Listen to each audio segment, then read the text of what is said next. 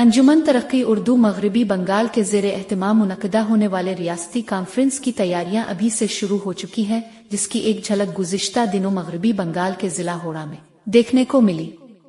हसब ऐलान अंजुमन तरक्की उर्दू मगरबी बंगाल का रियासती कॉन्फ्रेंस 30 नवंबर को कोलकाता के कलामंदिर एडवर्टरीम में मुनक़िद होने जा रहा है, जिसको लेकर तैयारियां अभी से शुरू हो चुकी हैं, जिसकी एक तस्वीर 30 सितंबर के रोज होडा जिला के काजीपाड़ा में मौजूद हेल्थ केयर के कॉन्फ्रेंस हॉल में देखने को मिली, जहां रियासती कमेटी से मावनीन और मुखलिसीन ने शिरकत की और इस रियासती कॉन्फ्रेंस को कामयाबी से हमकिनार करने के लिए लायहा अमल तैयार किए गए। इस अहम मौके पर डॉक्टर सिराज अहमद, जिन्होंने रोबोटिक सर्जरी के जरिए नुमायां रोल अदा किया है, जो मगरबी बंगाल की तारीख में सुनहरे हरफों में लिखे जाने के काबिल है, उन तमाम बातों का एतराफ करते हुए अंजुमन तरक्की उर्दू मगरबी बंगाल ने laparoscopic gastro surgeon doctor Siraj Ahmed को एजाज से नवाजते हुए फूलों का गुलदस्ता, मेमंटो और शाल पेश किए। इस पुरबहार मौके पर इदारा हज़ा के सदर Mohammad Izhar Alam, general secretary doctor Wasif Akhtar, Qamaruddin Malik, Mohammad Sadiq, Mohammad Anees Arrahman, Mohammad Abdulwaris, master Abdul Rahim, master Najam Ulam, master Sharf Ajma, master Ziauddin, doctor Aftab Alam, Haroon Arshad,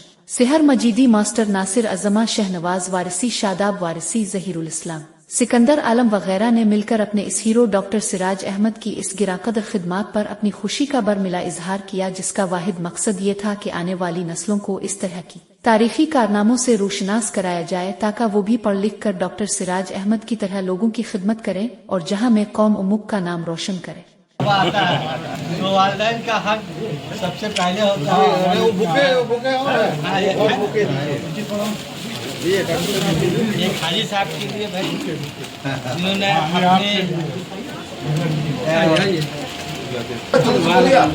हमारे लिए काफ़ी ये फख्र का मौका है कि डॉक्टर सिराज साहब को ऐसे आमतौर से आप लोग मशहूर सर्जन के रूप में जानते हैं।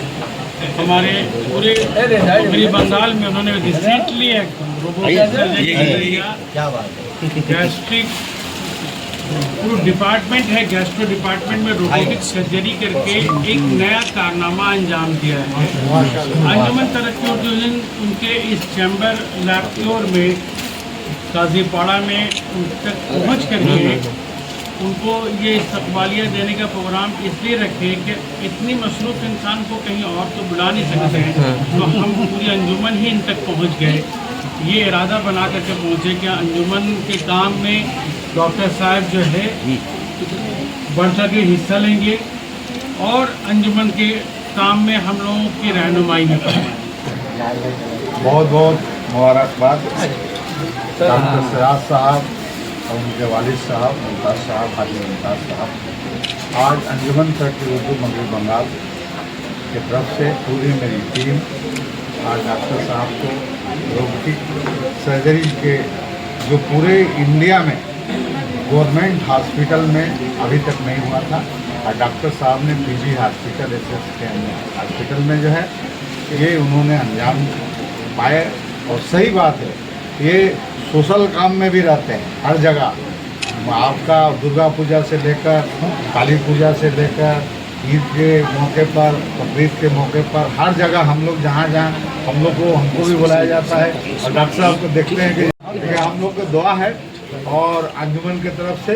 और डॉक्टर साहब को हम 30 नवंबर को कला मंदिर में भी बुलाएंगे इंशाल्लाह, जो स्टेट उर्दू कॉन्फ्रेंस हो रहा है।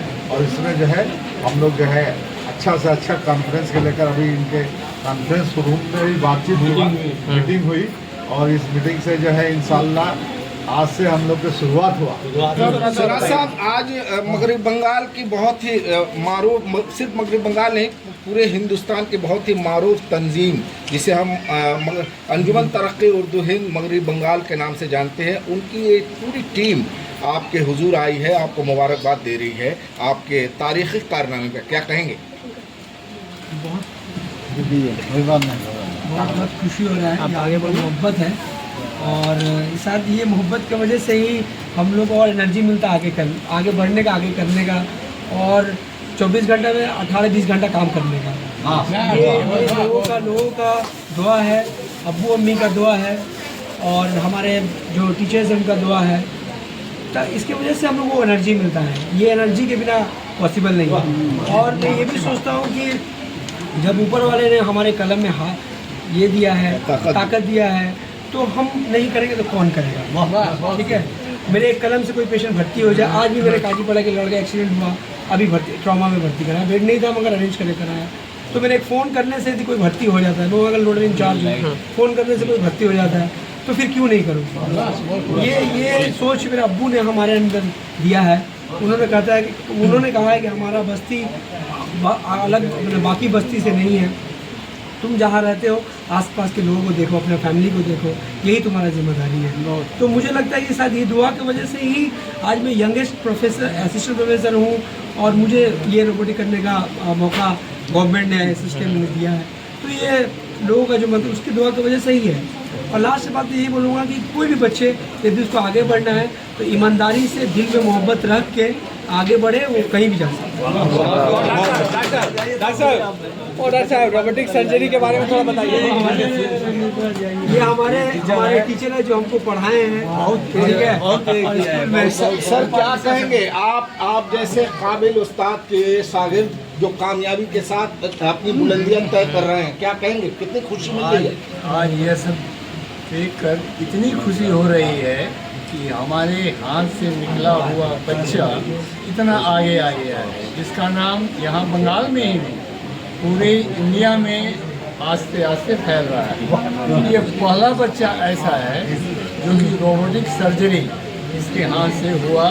ये बहुत ही काबिल और इतनी ज़्यादा प्रशंसा की बात है कि इसके आगे कुछ भी कहना। आज मैं धन्य हो गया कि ऐसा विद्यार्थी को मैंने